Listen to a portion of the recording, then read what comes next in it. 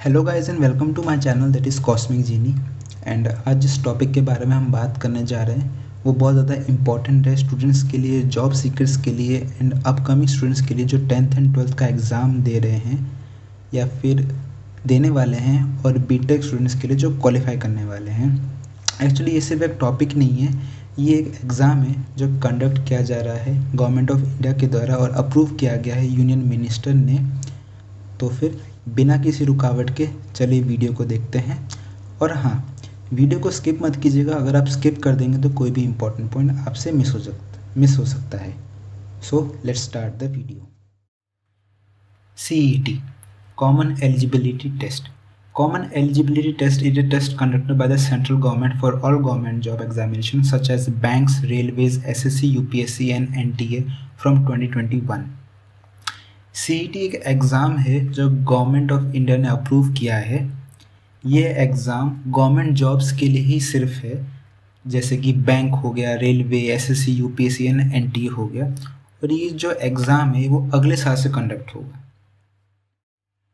Union Finance Minister on Sunday presented Budget 2020 in which they stated that National Recruitment Agency will be set up in order to recruit eligible candidates for the government and public sector banks through common eligibility test. Saturday को जो budget पेश किया गया था उस budget में union finance minister ने ये कहा था कि जो एग्ज़ाम कॉमन एलिजिबिलिटी टेस्ट, ये जो एग्ज़ाम जो होने वाला है, इस एग्ज़ाम को NRA एजेंसी कंडक्ट करेगी, that is national recruitment agency. पहले क्या होता था कि SSC या RRB या फिर IBPS जो एग्ज़ाम हुआ करते थे वो इंडिविजुअल सेक्टर्स कंडक्ट करते थे। जैसा कि आप देख सकते हैं कि SSB अपना एक अलग एजेंसी है, RRB एक अलग एजेंसी है, IBPS भी एक अलग एजेंसी है। तो इन एजेंसी के अंडर में ये अपने अपने एग्ज़ाम्स खुद कराते थे।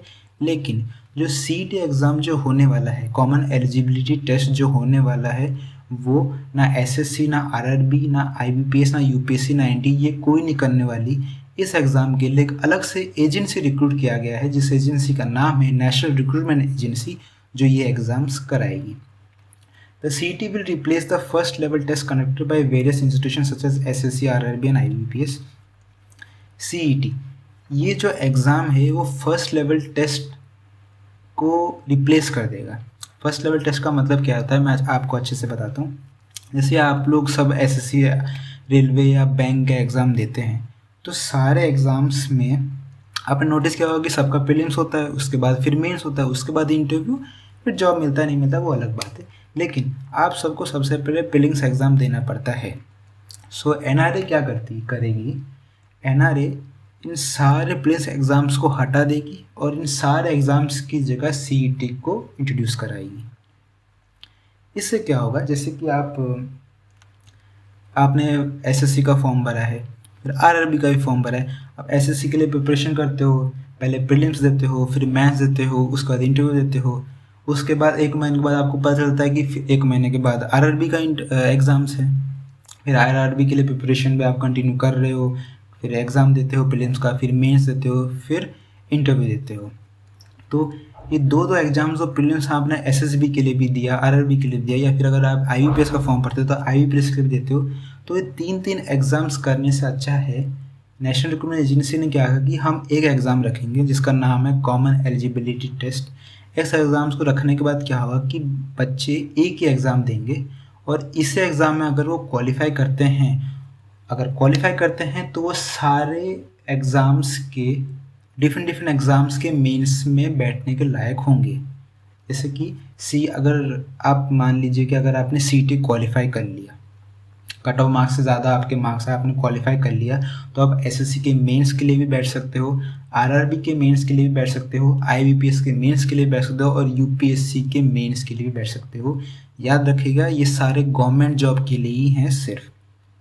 आप समझ गए कि एक बार अगर आप CET क्लियर कर लोगे तो आप सारे एग्ज़ाम्स के मेंस के लिए बैठ सकते हो। Okay. Currently, multiple exams are being conducted for over 7.5 crore candidates each year. The recruitment process takes approx 18 months and more to complete one cycle. बहुत सारे एग्ज़ाम्स होते हैं हमारे इंडिया में, RRB, SSC, IBPS, UPSC, NT का हो गया, बहुत सारे एग्ज़ाम्स कंडक्ट कराए जाते हैं और लगभग सालाना 7.5 करोड़ कैंडिडेट्स एग्ज़ाम देते हैं। मतलब समझिए एक एग्ज़ाम को लगभग देने के लिए लगभग 6 करोड़ लोग आते हैं और इस रिक्रूटमेंट प्रोसेस को लगभग 18 मंथ्स लग जाते हैं। इसका मतलब है 1.5 साल लग जाता है एक साइकिल को कंप्लीट होने में। मतलब एक बार वैकेंसी निकली, उसके लिए बंदों ने फॉर्म भरा, एग्ज़ाम दिया, फिर उस वैकेंसी के हिसाब से रिक्रूट करना, कट ऑफ मार्क्स आना, लिस्ट लगना, उन सारे प्रोसेस को लगभग 1.5 साल लग जाता है। सिंपल भाषा में मैं ये कहूँ तो आप एग्जाम्पल के थ्रू समझिए। सभी ने आरआरबी एनटीपीसी का फॉर्म भरा है, मैंने भी फॉर्म भरा है। उस फॉर्म को हमने 2019 में भरा था, 2019 ख़त्म हो गया, 2020 स्टार्ट हो गया, 2020 ख़त्म होने वाला है, 2021 स्टार्ट होने वाला है जिसमें सीईटी का एग्ज़ाम होने वाला है, लेकिन आरआरबी एनटीपीसी का एग्ज़ाम अभी तक नहीं हुआ। यहीं से आप पता कर सकते हैं कि लगभग 1.5 साल हो गया है, बट आरआरबी एनटीपीसी का कोई अता पता नहीं। नेक्स्ट है टाइप ऑफ सीईटी। सीईटी कितने टाइप का होगा? सीईटी बेसिकली ब्रॉडली देखा जाए तो 3 कैटेगरीज में डिवाइड हो जाएगा। वो है 10th level, 12th level and graduation level.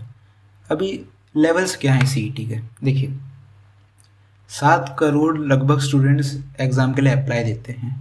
उन 7 करोड़ में से एक बंदा को अगर हम निकालें तो वो एसएससी भी दे रहा होता है, आरआरबी भी दे रहा होता है, आईबीपीएस भी दे रहा होता है और यूपीएससी भी दे रहा होता है। तो देखा जाए तो एक बंदा या फिर एक स्टूडेंट्स जो भी कह लें वो 4 एग्ज़ाम दे रहा होता है। लेकिन टाइप ऑफ सीईटी में ऐसा क्या होगा कि इन्होंने 3 कैटेगरी से डिवाइड कर दिए हैं या 3 लेवल्स निकाल दिए हैं, जिसमें एक 10th है, एक 12th है, एक ग्रेजुएशन है। ठीक है, तो इसमें क्या होगा, जो लड़का या लड़की या जो भी स्टूडेंट्स हो वो 10th लेवल पे फॉर्म भरेगा, वो सिर्फ 10th लेवल का एग्ज़ाम देगा। और सिमिलरली ये 12th एंड ग्रेजुएशन के लिए भी अप्लाई होता है कि जो स्टूडेंट्स जिस लेवल के लिए फॉर्म भरता है वो उसी लेवल में एग्ज़ाम देगा और उसी लेवल के हिसाब से उसको गवर्नमेंट जॉब मिलेगा। अब लोगों का एक डाउट ये होता है कि जैसे मैंने ग्रेजुएशन लेवल का भरा तो मैं 10th के लिए भी एप्लीकेबल हूँ, 12th के लिए भी एप्लीकेबल हूँ, दोनों में एलिजिबल हूँ मैं एग्ज़ाम्स देने के लिए और जॉब्स पाने के लिए? नहीं, ऐसा नहीं हो सकता। जिस लेवल में, जिस कैटेगरी में आप अपना फॉर्म भरेंगे आपको जॉब उसी कैटेगरी में मिलेगा। दूसरी कैटेगरी में चांसेस बिल्कुल 0% हैं। अगर आप ग्रेजुएशन में भरते हैं तो आपको ग्रेजुएशन में ही जाना पड़ेगा, ग्रेजुएशन का मेंस एग्ज़ाम देना पड़ेगा और अगर आपको जॉब मिलता है तो आपको उसी ग्रेजुएशन लेवल पे ही मिलेगा। ऐसा नहीं है कि आप ग्रेजुएशन लेवल का एग्ज़ाम या फॉर्म भर के 10th में जा रहे हैं, 12th में जा रहे हैं। ठीक है, अब आप पूछेंगे क्यों, ऐसा क्यों नहीं कर सकते? क्योंकि ग्रेजुएशन सबसे हाई है, उसके नीचे 10th एंड 12th आते हैं। तो सिंपल सा एग्जांपल दूंगा मैं, आप लोग को यूपीएससी का एग्ज़ाम देते हो, आपको अच्छे से पता होगा। आईईएस एंड आईएएस देते हो आप, ज़रूर देते होंगे। आईएएस है Indian economic service and ISS है इंडियन स्टैटिकल सर्विस।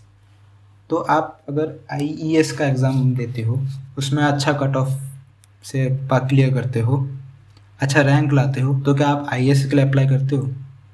नहीं करते ना। क्यों? क्योंकि वो अलग सेक्टर है, ये अलग सेक्टर है, वो इकोनॉमिक है, ये स्टैटिकल है। ठीक इसी हिसाब से ये 10th लेवल का है, वो 12th लेवल का है और ये ग्रेजुएशन लेवल का है। तो ग्रेजुएशन लेवल में आप फॉर्म डाल के अप्लाई करके आप 10th या 12th में नहीं जा सकते।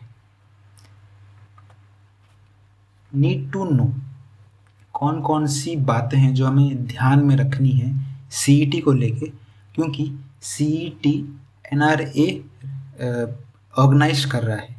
NRA means national recruitment agency. तो ये कुछ पॉइंट्स मैंने दिए हैं जो मैं अभी आपको अच्छे से समझाता हूँ। अप्लाई, कब से एप्लीकेशन फॉर्म आना स्टार्ट हो जाएंगे, कब से हम अप्लाई करना चालू करेंगे? देखिए इस साल का कोई चांस नहीं है। ओके, तो ये जो एप्लीकेबल या अप्लाई प्रोसेस है वो अगले साल से स्टार्ट होगा, 2021 से। एग्ज़ाम कंडक्टेड, एग्ज़ाम एक साल में 2 बार किया जाएगा। जैसे यूपीएससी का सीडीएस का एग्ज़ाम होता है, tyre 1, first CDS, CDS 1, CDS 2, वैसे ही साल में 2 बार एग्ज़ाम कंडक्ट किया जाएगा। जैसे कि मान लीजिए अगर आपका पहला एग्ज़ाम जनवरी में हुआ तो दूसरा एग्ज़ाम हार्ड ब्रॉडली देखा जाए तो अगस्त में हो जाएगा। ओके। एग्ज़ाम टाइप, एग्ज़ाम किस तरीके का होगा? एग्ज़ाम होगा objective and online. Objective questions आएंगे और ये सारा प्रोसेस ऑनलाइन में होगा, तो कोई भी अनफेयर मीन्स का कोई चांस नहीं है, घपले का कोई चांस नहीं है। ठीक है, कि कुछ घपला करके या यहाँ वहाँ से करके मेरे मार्क्स कम हो गए या मैं क्लियर कर गया या कुछ, ऐसा कोई चांस नहीं है। एग्ज़ाम टाइम पूरा ऑनलाइन बेस्ड है, पूरा ऑब्जेक्टिव बेस्ड है। जो बंदा अच्छे से स्टडीज़ करेगा, अच्छे से पढ़ाई करेगा, वो सीईटी क्लियर कर लेगा। मार्क्स एंड स्कोर, देखिए अभी तक मार्क्स स्कोर्स के बारे में कोई ऑफिशियल नोटिफिकेशन नहीं मिला है, लेकिन जो मार्क्स और स्कोर है वो अलग अलग लेवल के बेसिस पे ही होगा, ये तो क्लियर है, क्योंकि 10th 12th and graduation 3 level है, तो 3 लेवल के बेसिस पे मार्क्स और स्कोर निकलेगा। मार्क्स और स्कोर से रिलेटेड मैं आपको एक इम्पॉर्टेंट बात बताना चाहूँगा। फॉर एग्ज़ाम्पल मान लेते हैं कि आपने एसएससी का दिया, आरआरबी और आईपीएस तीनों का एग्ज़ाम दिया आपने, ठीक है, तीनों का आपने सीईटी का एग्ज़ाम दिया, और एनआरए ने बोला कि सीईटी का क्वालिफाई मार्क्स है 200 में से 150। ओके, 200 में से 150 मार्क्स अगर आप ले आओगे तो आप सीईटी का एग्ज़ाम क्वालिफाई कर लोगे। तो देखा जाए तो आपके फॉर एग्ज़ाम्पल आते हैं 170, 200 में से 150 मार्क्स क्वालिफाई मार्क्स है, लेकिन आप लेके आते हो 170 मार्क्स। तो आपने सीईटी क्लियर कर ली। अब सीईटी क्लियर करने के बाद आपको एसएससी, आरआरबी एंड आईबीपीसी के मेंस के लिए अप्लाई करना है। देखिए उसके बाद मेंस के लिए जो आप अप्लाई करने के लिए जाओगे, एक बार सीईटी क्लियर करने के बाद एसएससी, आरआरबी और एनटीपीसी अपना अपना अलग कट ऑफ निकालेगा। समझ रहे हैं आप इस बात को? जैसे कि सीईटी में आप क्वालिफाई कर चुके हैं, ठीक है, सीईटी आपने क्वालिफाई कर लिया, लेकिन एसएसबी के मेंस में जाने के लिए, आरआरबी के मेंस और आईबीपीएस के मेंस के जाने के लिए वो अपना अपना एक अलग कट ऑफ रखेंगे, क्योंकि ये तीनों अलग अलग एजेंसी चलाती है, तो उस हिसाब से अलग अलग अपना कट ऑफ रखेंगे। एसएससी कहती है कि जो स्टूडेंट्स 140 प्लस ले आएंगे वो एसएससी के मेंस के लिए एलिजिबल होंगे। आरआरबी कहते हैं कि जो 150 के प्लस ले आएंगे वो आरआरबी मेंस के लिए एलिजिबल है। आईबीपीएस कहता है कि जो 180 के ऊपर लेके आएंगे वो ही मेंस के लिए एलिजिबल होंगे। लेकिन आपके अगर फॉर एग्जांपल 200 में से 170 आए हैं, देखा जाए तो आप एसएससी और आरआरबी मेंस के लिए एलिजिबल हैं, लेकिन आईबीपीएस के लिए नहीं। तो उस हिसाब से आप एसएससी और आरआरबी के फॉर्म, मेंस के फॉर्म के लिए ही अप्लाई कर सकते हैं, आईबीपीएस के लिए नहीं। समझ में आई बात? Validity off score card, validity off score card सिर्फ 3 साल के लिए वैलिड है। जैसे अपना गेट एग्ज़ाम होता है, गेट एग्ज़ाम का स्कोर कार्ड भी सिर्फ 3 साल के लिए वैलिड होता है, उसी तरीके से validity off score card of CET is only for 3 years, ठीक है, और साल में ये 2 बार कंडक्ट किए जाते हैं। मतलब आप समझ रहे हैं आपको कितना अच्छा चांस मिल रहा है। आप जनवरी में एग्ज़ाम दो, क्लियर करो, क्लियर करने के बाद स्कोर कार्ड आपके हाथ में है, वो 3 साल के लिए अप्लाइड है, एप्लीकेबल है। जैसे कि 2021 में आपने एग्ज़ाम दिया, 2021, 2022 एंड 2023, 3 साल के लिए ये अप्लाइड है। अगस्त में आपने एक और बार एग्ज़ाम दिया, इस बार आपके जनवरी से ज़्यादा अच्छा है, तो वो फिर 3 साल के लिए अप्लाइड होगा। ओके, समझ रहे हैं?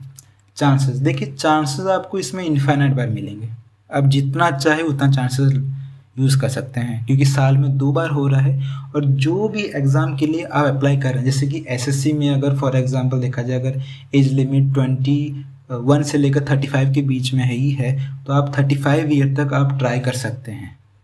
सो एज लिमिट इसमें कुछ भी नहीं है। एज लिमिट इंडिविजुअल सेक्टर के अंडर में जितना एज लिमिट है उसी हिसाब से आपको ट्राई करने का मौका मिलेगा। तो ये एक तरीके से देखा जाए तो ये इनफाइनाइट ही है, क्योंकि कोई कोई बताता है कि मैक्सिमम एज 40 तक होता है, तो आप 20 से लेकर 40 के एज में जितना चाहे दे सकते हैं।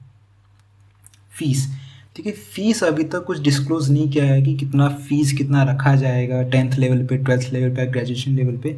लेकिन एक बात मैं आपको बताना चाहूँगा कि जो फ़ीस रखा जाएगा वो इंडिविजुअल लेवल पे रखा जाएगा, ठीक है। ओके, कि 10th लेवल पे कितना होना चाहिए, 12th लेवल पे कितना होना चाहिए और ग्रेजुएशन लेवल पे कितना हो जाए। क्योंकि देखा जाए तो एसएससी का फ़ीस जो होता था वो 100 से 250 के आसपास चला जाता था, आरआरबी का 500 और आईबीपीएस का 700, 750 तो 1000 ले लेता था। लेकिन इसमें क्या है, इसमें आपको लेवल्स के बेसिस पे एग्ज़ाम देना पड़ेगा, तो उसी लेवल के बेसिस पे आपको फ़ीस भी देना पड़ेगा, जितना मेरे को लग रहा है। जैसे कि मान लेते हैं 10th के लिए आपका 100 रुपीज़ हो गया, 12th के लिए आपका 200 या 250 हो गया और ग्रेजुएशन के लिए आपका 500 रुपीज़ हो गया। लेकिन एक बात समझिए, एक बार आप सीईटी क्वालिफाई कर लेते हैं और सीईटी क्वालिफाई करने के बाद जिस भी एग्ज़ाम्स के मेन में जाना चाहते हैं, उस मेंस में जब आप जाएंगे तो उस एप्लीकेशन फॉर्म का जो अमाउंट है वो इंडिविजुअल डिसाइड करेगी। जैसे कि आपने मेंस सीईटी का प्रीलिम्स क्लियर किया, जिस मेंस में आप जा रहे थे एसएससी के मेंस के लिए जा रहे हैं, तो उन लोगों ने जितना फीस डिसाइड किया होगा उतना आपको देना पड़ेगा। एक बार प्रीलिम्स क्लियर करने के बाद एनआरए आपकी कोई मदद नहीं कर सकती। जो करना है SSC, RRB, IBPS and UPSC करेगी। एनआरए का रोल सिर्फ सीईटी के एग्ज़ाम तक ही है। ये सारा जो डिटेल्स आप देख रहे हैं ये सारा सिर्फ प्रीलिम्स एग्ज़ाम के लिए है, जो कि है सीईटी और जो रिक्रूट कर रही है नेशनल रिक्रूटमेंट एजेंसी।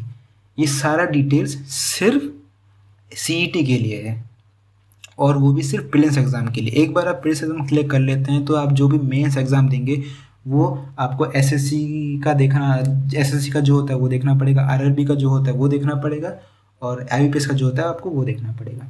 सेंटर, वैसे सेंटर 117 डिस्ट्रिक्ट को चूज़ किया गया है।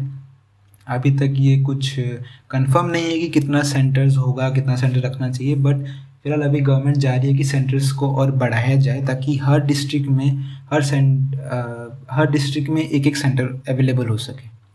लैंग्वेज आप लोगों को सबको पता है कि पहले ही हिंदी और इंग्लिश में ही सिर्फ आया करता था सारे एग्ज़ाम्स, बट अब गवर्नमेंट ने क्या किया है कि इसमें और लैंग्वेज ऐड कर दिए, तो टोटल अब लैंग्वेज 12 हो जाएंगे। तो 12 लैंग्वेज हो जाने से रीजनल स्टूडेंट्स को बहुत ज़्यादा बेनिफिट होगा। क्योंकि जैसे कि मैं उड़ीसा से हूँ, तो उड़ीसा को थोड़ा प्रॉब्लम है इंग्लिश और हिंदी को लेके, रीजनल लैंग्वेज को लेके वो थोड़ा सा होता है।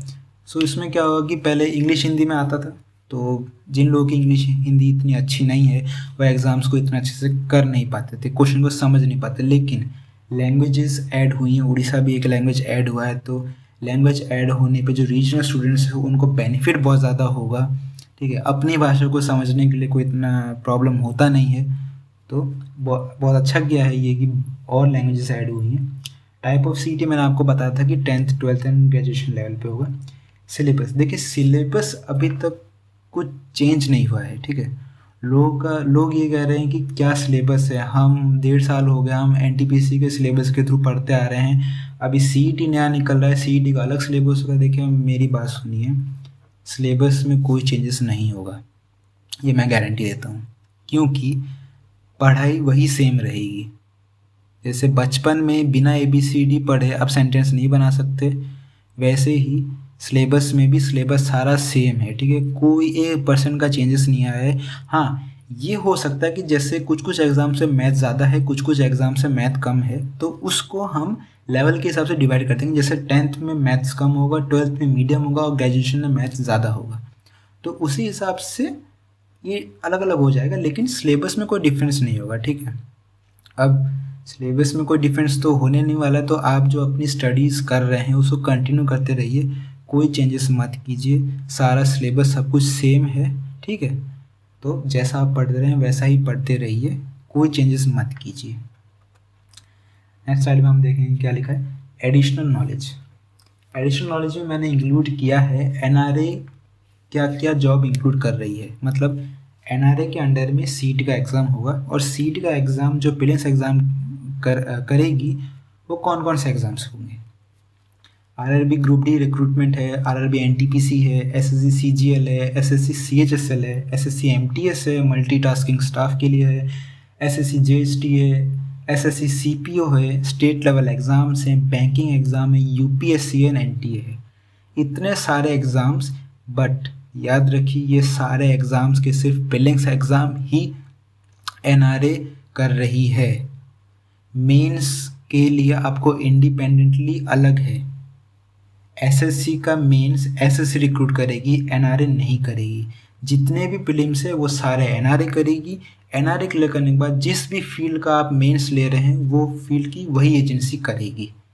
ये याद रखिए, ध्यान रखिए। नोट करने वाली एक बात ये है कि ये जेई के लिए अप्लाई नहीं हो रहा है। लोग ये सोच रहे हैं कि स्टूडेंट्स यूजुअली ये सोच रहे हैं कि प्रीलिम्स और मेंस है तो इसका मतलब जेई भी इंक्लूड होगा, लेकिन ऐसा नहीं है। जेई अलग है। जेई 12th के बाद आपको एग्ज़ाम देना पड़ता है जो कि कंपलसरी है। जेई का फॉर्मेट सीटी के फॉर्मेट से कोई मैच नहीं कर रहा है, कोई कहीं पे भी नहीं घुस रहा है, ठीक है। जेई का अलग फॉर्मेट है। जो लोग जेई की प्रिपरेशन कर रहे हैं या करेंगे वो लोग अपना वैसे ही कंटिन्यू रखिए। जेई का सीटी से अभी कोई लेना देना नहीं है। फिलहाल गवर्नमेंट ने सोचा है जेई को सीटी के अंदर डालने के लिए, बट अभी तक ऐसा कुछ नोटिफिकेशन नहीं आया है।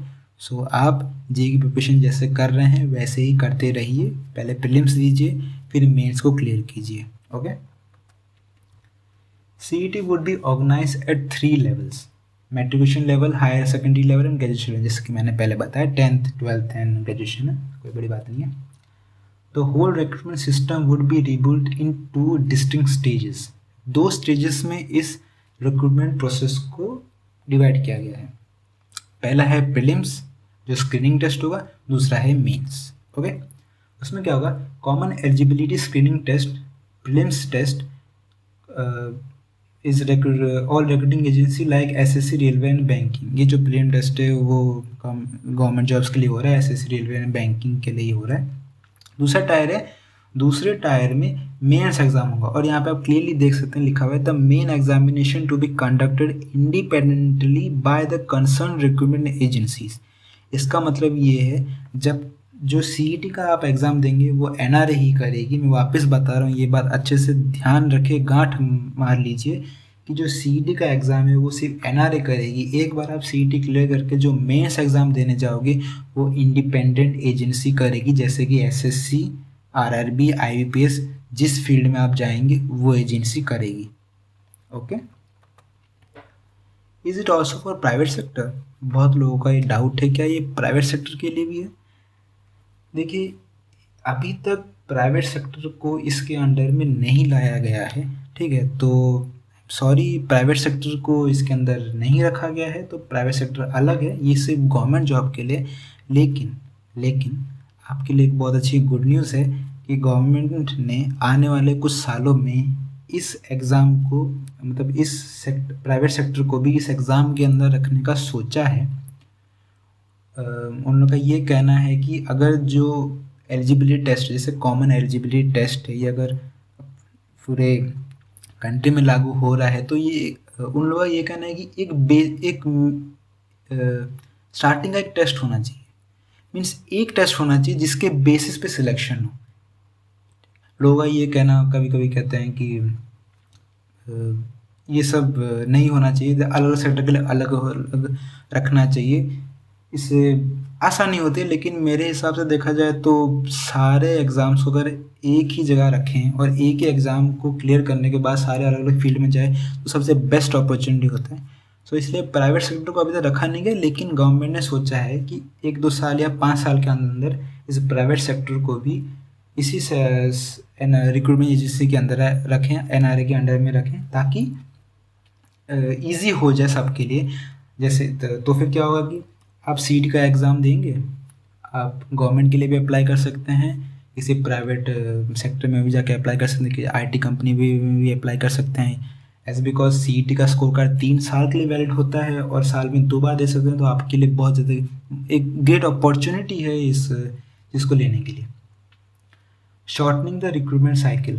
अब रिक्रूटमेंट साइकिल छोटा कैसे कर सकता है? देखिए, a single eligibility test would be significantly reduce the recruitment cycle. Some departments have indicated their intention to do away with any second level test and go ahead with recruitment on the basis of CET score. मतलब कि आप CET का exam देंगे आपका score आपके हाथ में आ गया, मेंस एग्ज़ाम देंगे, फिजिकल टेस्ट, मेडिकल एग्जामिनेशन हो जाएगा, बस इतना हो गया, आपके रेलवे जॉब के लिए हो गया। पहले क्या होता था, पहले क्या हो रहा है, एसएससी का अलग है, आरआरबी आईबीपी से अलग है, तीनों का मेंस दो, तीनों का प्रीलिम्स दो, फिर मेंस दो, उसके बाद आपका फिजिकल टेस्ट होगा, फिर मेडिकल कंडीशन, ये सब देखा जाएगा। तो ये 3 बार जो मेंस आप देते रहोगे ना, बहुत प्रॉब्लम होती थी। क्योंकि मान लीजिए एक लड़के ने एसएससी आरआरबी आईबीपीएस का भरा है, उसका एसएससी का एग्ज़ाम अच्छा जाता है प्रीलिम्स का, लेकिन आरआरबी और आईबीपीएस का अच्छा नहीं जाता है। तो देखा जाए तो उसके हाथ से आरआरबी और आईबीपीएस चला गया, लेकिन एसएससी सिर्फ बचा हुआ। तो वो एसएससी में अगर बाई चांस मेंस में क्वालिफाई नहीं कर पाता है तो तीनों सेक्टर उसके हाथ से चले गए। लेकिन अगर हम सीईटी को देखें तो एक बार आप सीईटी क्वालिफाई कर देते हैं तो आप एसएससी के मेंस के लिए भी जा सकते हैं, आरआरबी के मेंस के लिए भी जा सकते हैं, आईबीपीएस के मेंस के लिए भी जा सकते हैं। तो एक बहुत छोटा हो जाएगा साइकिल कि आपको 3 एग्ज़ाम नहीं देना पड़ेगा और कभी यहाँ कभी वहाँ जाकर एग्ज़ाम नहीं देना पड़ेगा। हर एक महीने के बाद आपको वेट नहीं करना पड़ेगा कि इसका एग्ज़ाम कब निकलना है। एसएससी का पहले निकल गया, फिर आरआरबी का फिर निकलेगा, इस संडे इसका है, अगले संडे उसका है, यहाँ से वहाँ, वहाँ से यहाँ जाने की ज़रूरत नहीं पड़ेगी। साल में एक बार एग्ज़ाम दो, एग्ज़ाम देने के बाद जब मेंस का एग्ज़ाम के लिए डिक्लेरेशन होता है, मेंस का एग्ज़ाम दो, बस सिंपल। इतना लोड लेने की कोई टेंशन नहीं, एक बार एग्ज़ाम दोगे, एक ही बार में आपको स्कोर कार्ड मिल जाएगा। फिर उस चाहे आपको इधर जाना है या उधर जाना है, जिस भी फील्ड में जाना है, आपकी मर्ज़ी। सो इतना ही था इस एग्ज़ाम को लेके। बाकी अगर आपके मन में कोई डाउट है या कोई कुछ चीज़ है जो आप समझ नहीं पा रहे हैं या आपको समझ में नहीं आ रहा है कि अभी भी मेरे को पता नहीं चला कि इस बारे में क्या है, तो आप मुझे बता सकते हैं। मैं आपका सारा डाउट क्लियर कर सकता हूँ। मुझे कमेंट सेक्शन में लिख सकते हैं कि इस चीज़ के ऊपर मुझे समझ में नहीं आया या ये क्या था, वो क्या था, ये सब आप मुझे कमेंट सेक्शन में लिखिए। एक और चीज़ मैं आपके साथ शेयर करना चाहूँगा, वो है ये एक प्रेस इंफॉर्मेशन ब्यूरो के थ्रू एक रिलीज़ किया गया है। जो प्रेस है एक्चुअली यूनियन मिनिस्टर के थ्रू ही रिलीज़ किया गया है। इसमें सब कुछ बताया गया है। ये पीडीएफ फाइल आपको कहीं ढूंढने की ज़रूरत नहीं पड़ेगी, इसको मैंने डिस्क्रिप्शन में दे रखा है, तो आप जाके वहाँ पे डाउनलोड करके देख सकते हैं। यहाँ पे सब कुछ लिखा हुआ है, रिक्रूटमेंट रिफॉर्म है, major boon for the youth, NRA क्या होती है, women candidate to benefit greatly, ये सारा चीज़ मैंने इसके अंडर इस पीडीएफ फाइल में है, तो आपको कहीं जाने की ज़रूरत नहीं है। डिस्क्रिप्शन में मैंने इस पीडीएफ फाइल को रखा है, और इस पीडीएफ फाइल के साथ साथ मैंने जो प्रेजेंटेशन बनाई है उस प्रेजेंटेशन की भी मैंने डिस्क्रिप्शन में रखा है, ताकि अगर आपको कोई चीज़ समझ में ना आए तो आप जाके वहाँ से डाउनलोड कर सकते हैं और समझ सकते हैं। सो आपको कैसा लगा ये वीडियो, क्या क्या आपको नई चीज़ें पता चली हैं, आप मुझे कमेंट सेक्शन में बताइए। और इस वीडियो को जितना हो सके उतना लाइक कीजिए, शेयर कीजिए, सब्सक्राइब कीजिए, ताकि मैं और इंटरेस्टिंग टॉपिक के ऊपर डिस्कशन कर सकूं आपके साथ। तब तक के लिए थैंक यू।